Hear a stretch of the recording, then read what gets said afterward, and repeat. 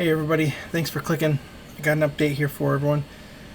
So, looks like Singapore is not taxing airdrops or hard forks anymore. So, they released some new guidance. So, I don't know if anyone from Singapore is watching or anyone has plans to go to Singapore, but that's exciting. Something like that here would be really great. Even if it wasn't as open, but just something clear is nice. And then also out of Singapore, looks like miners are exempt from tax. So mine away if you're in Singapore. Looks like they just released this news a couple days ago. So mining in Singapore, good stuff there. I don't know if this is valuable, but I've seen it and I've been seeing it a lot, and it's just a little concerning. So I just wanted to take this opportunity to remind everyone, if you're watching, just make sure you know what you're doing. Do your research, make sure this is something you want to do, make sure you can afford to do it.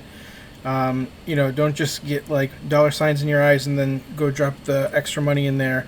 Actually, do some finance research, make sure you're in a good spot to be spending this money, and that you're not going to need it in 3 months, 6 months, so on. A lot of uncertainty right now, so basically just use your head. You can see here that there's a spike in people depositing $1,200 stimulus checks on Coinbase. That's the Coinbase CEO, Brian Armstrong. So hopefully everyone knows what they're doing, because if not, that could lead to actual worse times in the future, when people realize they need that money and then everyone pulls out real quick. So use your heads, I guess, is the only advice here.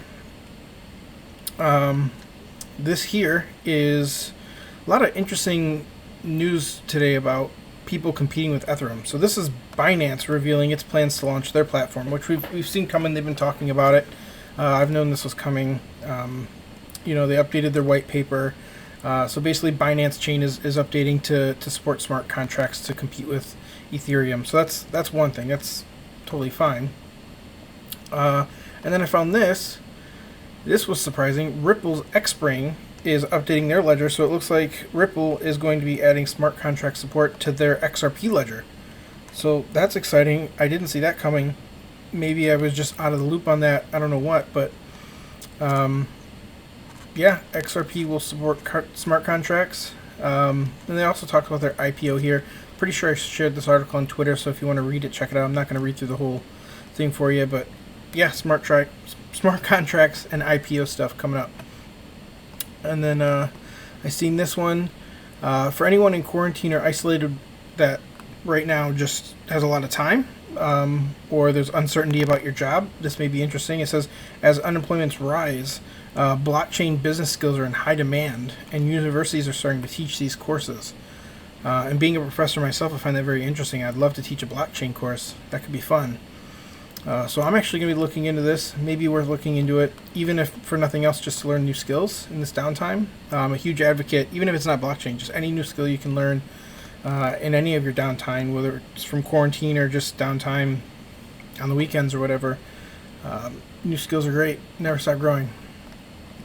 And then in what appears to be the third smart contract news right now, China actually has plans to release what they call BSN, Blockchain Service Network, and that's crazy to me. So it looks like it's going live on the 25th, which is super soon. That's less than a week away. Without going too deep into it, though, it's basically just they want to make building smart contracts as easy as playing with Legos. Like that's what the article says. That's what they compare it to. So apparently they have a white paper. They're charging forward with this. They said it's a lot like their One Belt, One Road initiative. I don't know much about it. I just heard of it today, so I'm going to be researching that. Hopefully I can find something about that. As always, if you have something or you know more than I do, share it on Twitter, share it in the comments, let me know. I'll post a video update. If you found this helpful, give me a like. If you didn't find it helpful, give me a comment and tell me why I suck and how I can do better. That's always good. Otherwise, you can also tweet me on Twitter. I find that more engaging, but either way, thanks for watching.